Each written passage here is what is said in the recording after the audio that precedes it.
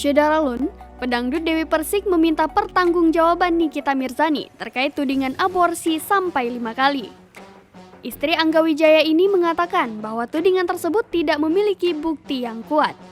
Melalui akun Instagramnya, pedangdut dengan nama panggung DP ini mengingatkan jika perkataan Nikita tanpa bukti, siap-siap berhadapan dengannya.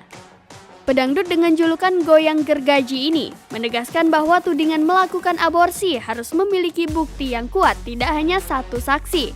DP mengatakan, misalnya bukti berupa keterangan dari rumah sakit atau klinik tempat aborsi, serta bukti rekam medis. Dia juga mengingatkan Nikita Mirzani terkait konsekuensi menyebarkan fitnah. Dalam unggahannya itu, DP juga membagikan tangkapan layar komentar Nikita Mirzani yang menudingnya melakukan aborsi sampai 5 kali.